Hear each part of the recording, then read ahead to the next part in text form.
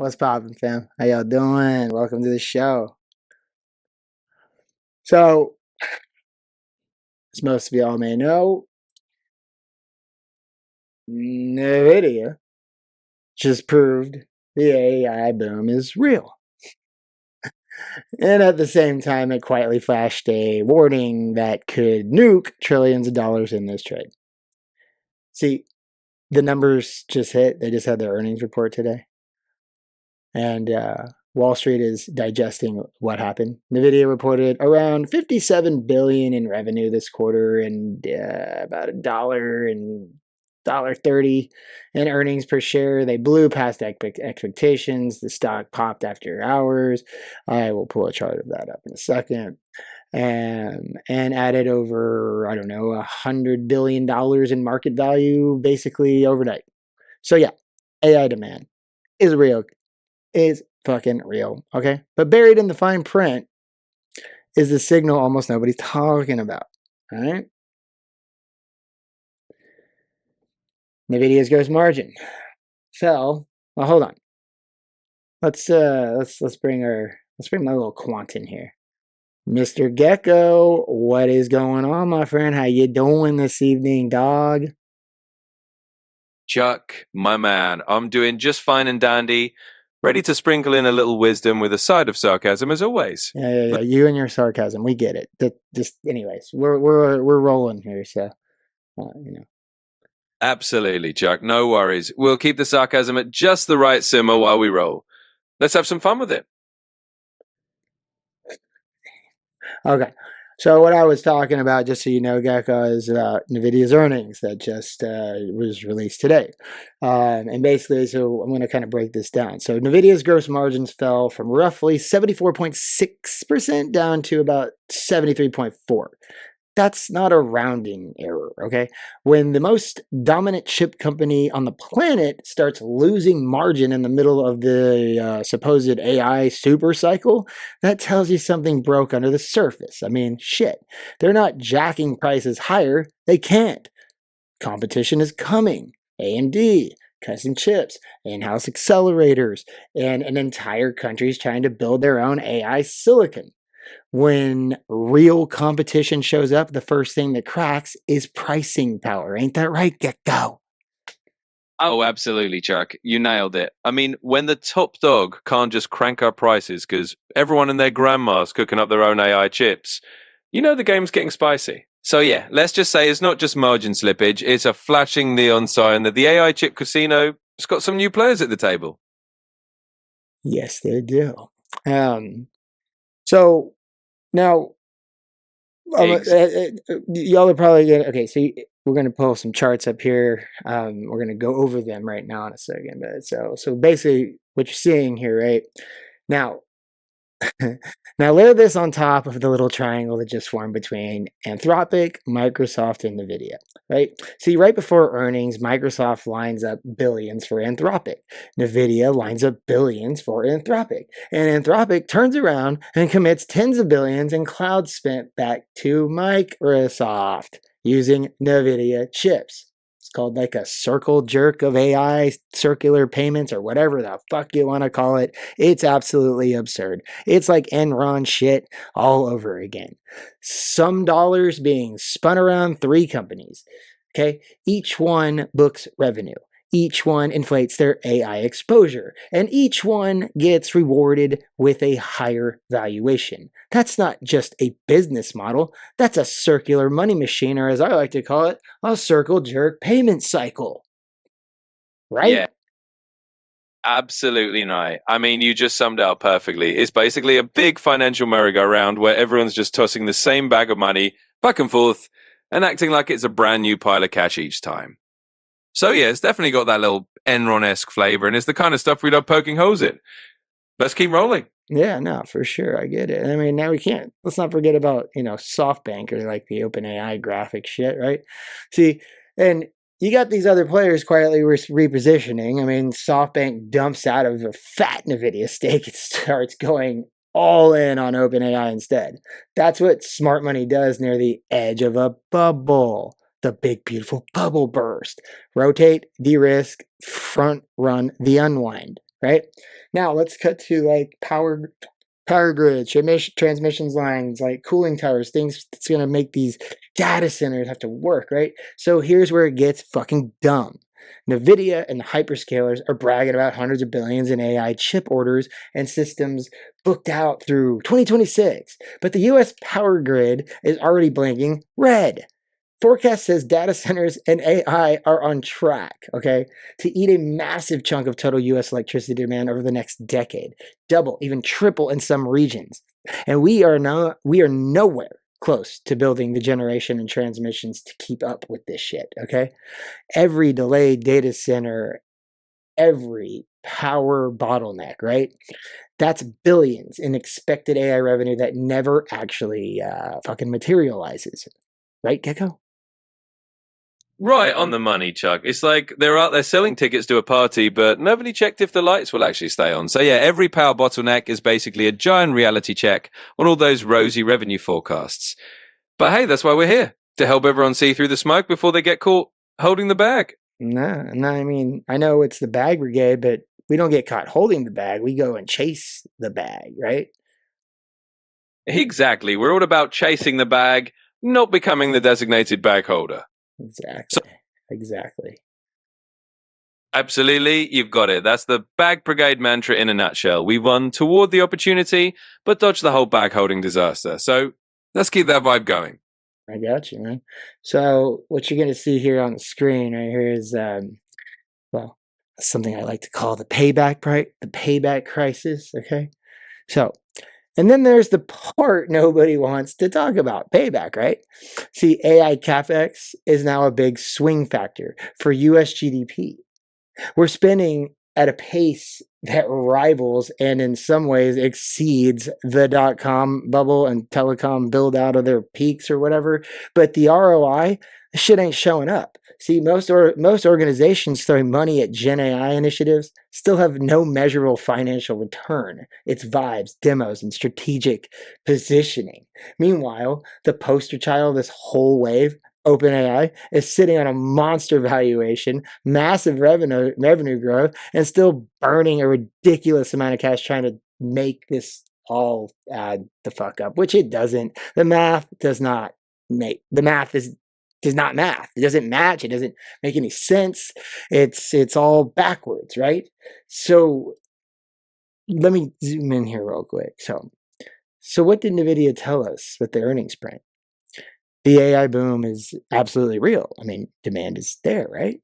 But also you got to think about this. The business model around it is deeply fragile.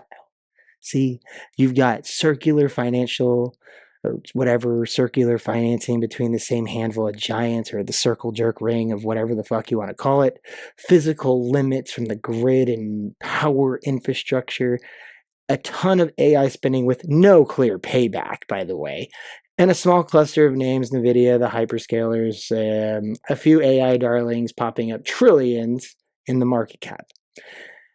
Or popping into the trillions, I guess, whatever. When that feedback loop snaps, well, fam, seriously, when financing tightens, infrastructure can't keep up, and investors finally demand real returns, this doesn't just, pull back. This gets what we call repriced. And a lot of people end up holding the bag. They do. I own NVIDIA stock, but I got it at such a low price, I'm not even worried about it. And if it goes below my price or anywhere near it, I'll buy more eventually. But that's what I'm saying. It's overvalued. But I was just going to say you've laid it out perfectly. The whole thing is like a giant game of hot potato, except the potato's worth trillions and is powered by electricity we don't even have. So yeah, you're absolutely right. When that loop snaps and everyone wants real returns, it's going to be a repricing party. And we'd rather be the ones holding the roadmap than the bag. I like it.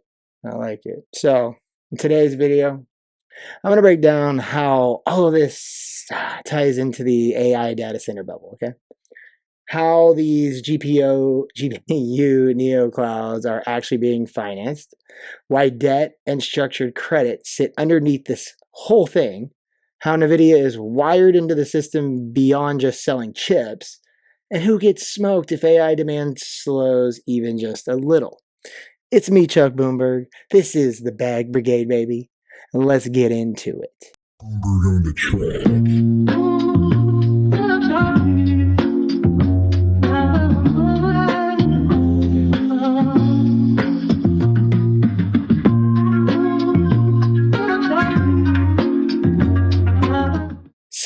So, all right, now that we've set the scene with NVIDIA's earnings, let's zoom out, right? When people say AI infrastructure, they're really talking about a few things. Massive data centers, packed with NVIDIA GPUs and other accelerators, burning insane amounts of power and cooling, rented out as GPU compute, sorry, by the hour, minute, or fucking token, right? Think of them as factories for math instead of factories for cars. Now, here's the part that turns this from a full text story to a potential time bomb. I almost want to take the word potential out of there because it is a fucking time bomb. Most of this build out isn't happening with cash sitting on balance sheets. It's being funded with debt, complex financing structures, and Wall Street slicing these cash flows into products it can sell to investors. So yeah, AI is real. But the way we're paying for the AI build out feels very familiar, well, if you lived anywhere near the year 2008. Because you see, back then it was housing always goes up. Don't worry about the leverage. Now it's AI is inevitable. Don't worry about the leverage. Same energy, different fucking asset. Wait, Gecko, or you got something to add to that? Oh, you know it, Chuck. I mean, it's basically deja vu with a silicon twist. Same old story, different shiny new tech, same over-caffeinated financial engineering behind it. So yeah, let's just say if you squint a little, this whole AI boom does have a bit of a 2008 remix vibe to it, and we're just here making sure nobody trips over the same old bag of tricks. So let's talk about the Neoclouds, CoreWeave and the companies. You know what I'm talking about? Oh, absolutely, Chuck. Let's dive into the Neoclouds and that whole CoreWeave cast of characters. I mean, these are the new kids on the block that everyone's hyping up as the next-gen cloud darlings. But at the end of the day, it's just another layer of the same game. They're basically renting out those GPU factories by the minute and leaning on the same old infrastructure headaches. So yeah, let's peel that onion. Never leave fun with it. Let's do it. So, excuse me. We all know the three, the big three: Microsoft Azure, Amazon Web Services, Google Cloud. See, but underneath them, or sometimes next to them, you've got a new class of players, or people are calling Neoclouds. What is a Neocloud? Well, names like CoreWeave, Crusoe, Lambda, Nibius, and a bunch of others you've never heard of. These aren't general purpose clouds. These are GPU casinos, fam. Highly specialized, built to rent out NVIDIA GPUs, moving fast and taking ginormous fucking risk, okay? An example of this, right? CoreWeave started as a crypto miner, pivoted hard into AI once crypto mining got nuked in 2022, I believe, or whatever. Now has multiple data centers in the US and Europe, has raised billions in financing to buy NVIDIA hardware and build facilities. See, their whole pitch is we'll give you cheaper, more flexible access to GPUs than the hyperscalers. Sounds great. As long as AI demand keeps growing fast, pricing doesn't collapse, and the cost of money doesn't crush them. That's a lot of ifs, if you ask me, sitting on top of a ton of debt. Like a ton, meaning I don't even, it's uncomprehendable. Right, Gecko, or what? I mean, you got a different opinion? Nope, Chuck. I think you've pretty much hit the nail on the head. I mean, you've got these neo clouds basically playing a high stakes game of musical chairs with droopy ears. And as long as the music keeps playing and the demand keeps roaring, they look like geniuses. But the second that stops, yeah, you got a big pile of debt and a whole lot of auto. So I'm with you. It's a ton of ifs. And we're just here to help everyone see the difference between the shiny new packaging and the actual risk inside. Exactly. So I'm going to show you some graphs now. All right. So let's walk through how a lot of this is actually financed. Okay. So what you're seeing on the screen here. So basic structure here is okay. Number one, a neocloud wants to build or expand data centers, right? Number two, they need NVIDIA GPUs, land, power, cooling, and networking. All of that is expensive. Okay. They go to banks, private credit funds, sovereign money, and Wall Street. Number four, they raise multi-billion-dollar loans or structured credit facilities. And number five, the data centers hardware and contracts often get parked inside special purpose vehicles, SPVs. Don't forget about that, SPVs. It's very important.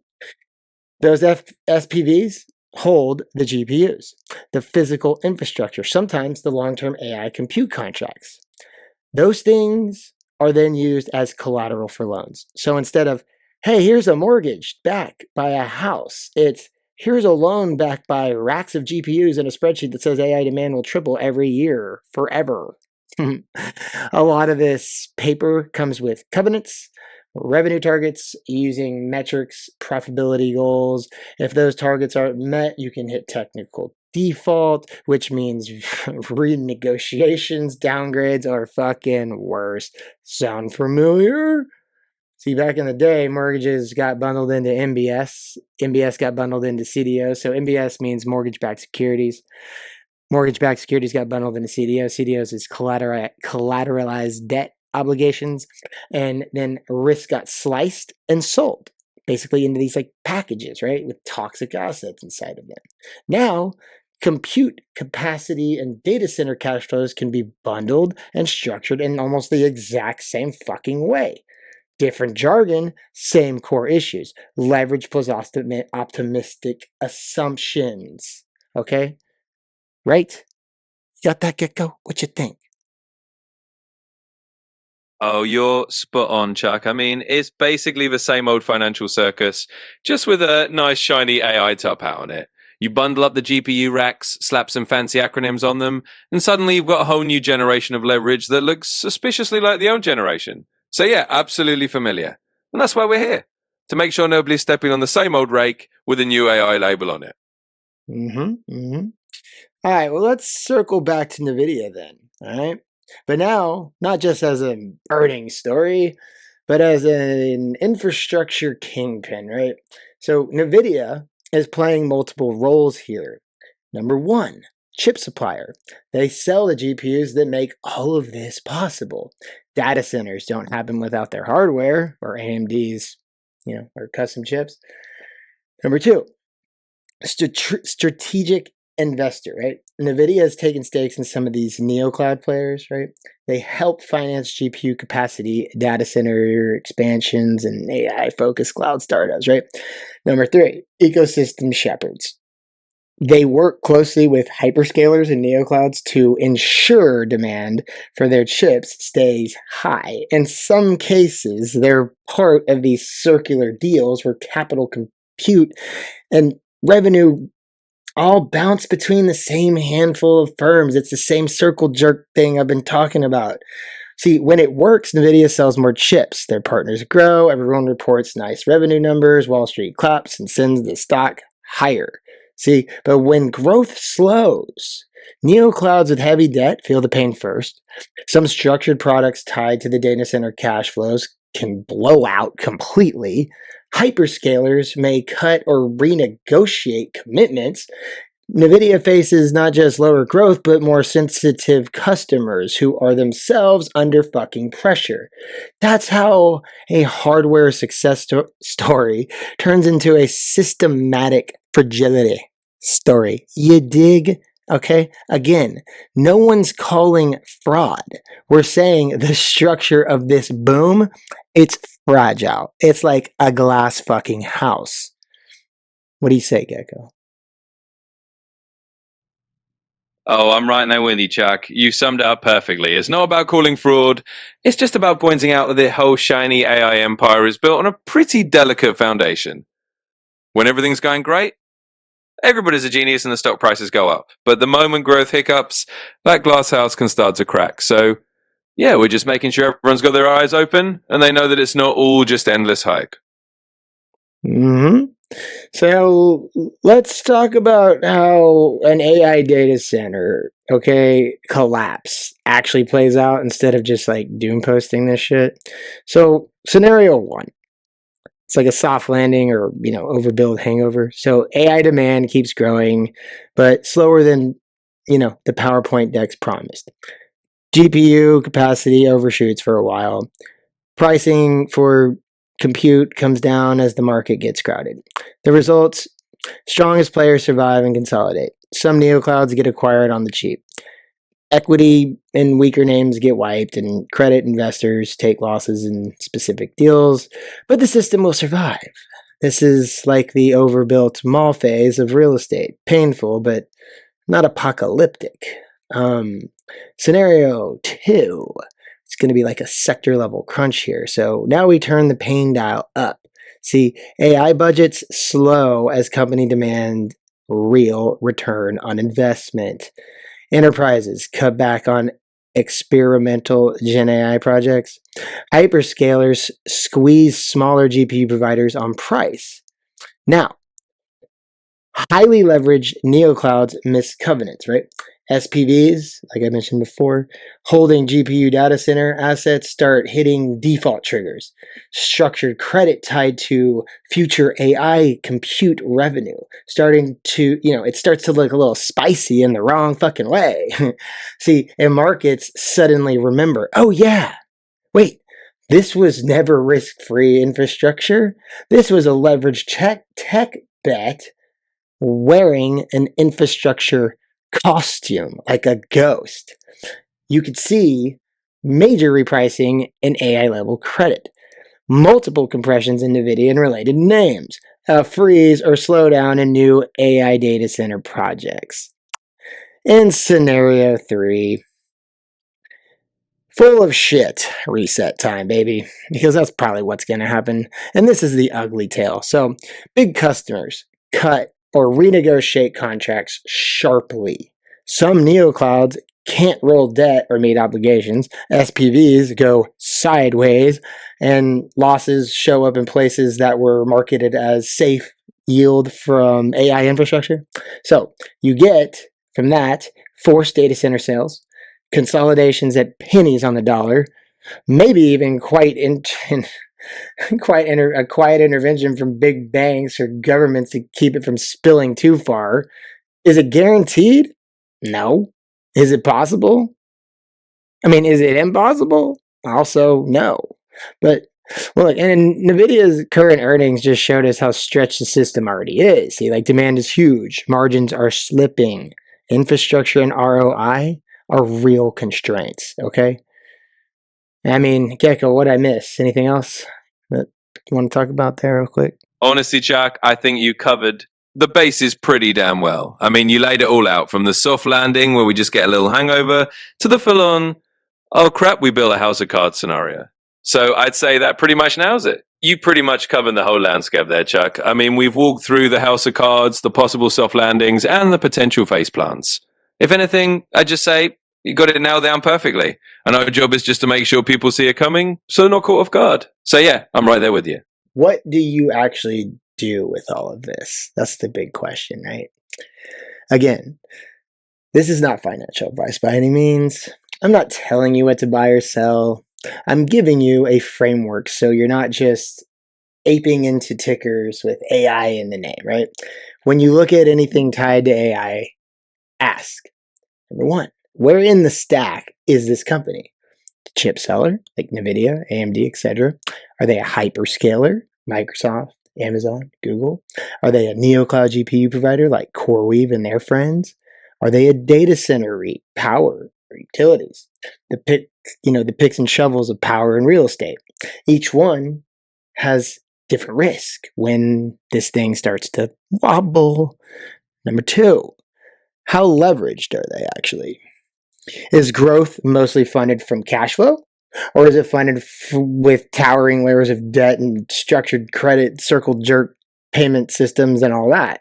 See, the more leverage, the more sensitive they are to slower revenue growth, higher interest rates, project delays, you name it. Number three, are the revenues sticky or are they speculative? Long-term contracts with strong counterparties and clear pricing, right?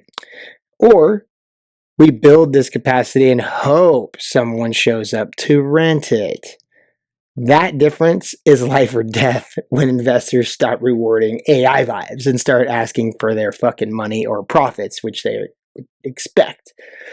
Number four, who actually holds the bag if this breaks? That's a big question, that's a big question, Gecko, right? Like, who is going to be stuck holding the bag on this one? And basically, it all boils down to knowing who's holding the hot potato at the end of the game. You've got the right framework. figure out where they sit in the chain, how much of this is real revenue versus just vibes, and who's going to be left paying the bill if the hype cools off. In other words, we just want everyone to go in with their eyes open. Number 4, like I said, who's actually holding the bag here if this breaks? Well, is it going to be equity holders, credit investors, strategic partners, or some kind of crazy combination of all of that? See, you don't have to time the crash. You just have to know, am I buying the chips, the casino, or the mortgage-backed security on the casino? You dig? Because those 3 positions behave very differently when the music stops playing. But folks, listen, fam, to wrap this whole thing up, you dig? NVIDIA's earnings print just confirmed the AI boom is real. But it also highlighted just how fragile and financialized this boom has become. Circular money, leverage, power constraints, and weak return on investment are all sitting under the hood while everyone cheers the top line growth. Now, this doesn't mean short everything AI tomorrow, but what it does mean is it means don't be the last one holding the bag when this stuff stops trading like a religion and starts trading like a fucking business for once. If you want to go deeper into this, balance sheets, the credit angles, how this ties into commercial real estate, the CMBS, the commercial mortgage-backed securities, and the broader macro mess. That's all happening inside the Bag Brigade Discord community. And we're not here to spoon feed you alerts. We're here so that you can think for yourself in a market that's doing everything it can to separate you from your fucking money. So, with that being said, if this video helped you see the AI trade a little differently, go ahead and hit that like button so YouTube knows you're not a bot, right? Drop a comment. Subscribe. Is this an AI revolution or just the most expensive bubble we've ever built? Yeah, and so subscribe so you don't miss the next deep dive. Because, I have some other videos I'm going to be doing, maybe about some commercial real estate, how AI is, built out directly into the commercial real estate world, data center REITs. REIT stands for Real Estate Investment Trust. And the CMBS slow motion train wreck I've been yelling about for years. The link for the Bag Brigade Discord community can be found in the description of this video, as well as on the YouTube channel. There is a link, and also on our Twitter channel and our Twitter profile. There'll be a link. It's going to ask you to fill out an application. The community is free. But you still have to fill out an application, and when either myself or one of the mods or analysts or whatever can approve you or reject you or interview you, whatever. But we don't just let anyone in. You dig? It's just not like that. On that note, I don't ask why anymore. I stopped doing that shit a long time ago. I ask why not. Because why the fuck not?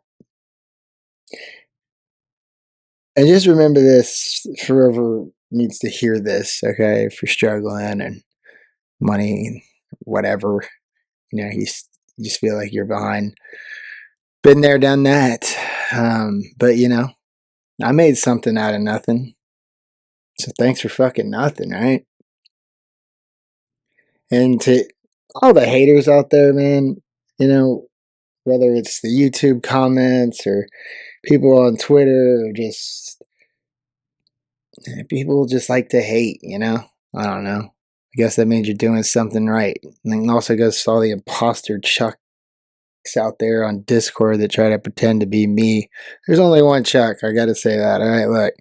And I'll tell you this, before you cross me, they going to have to nail me to it, boy. You dig? Anyways, it's your boy Chuck Bloomberg, Chuck Tiz, Chuck Taylor, whatever you want to call me. I'm out. Bag Brigade, stay sharp. On the track.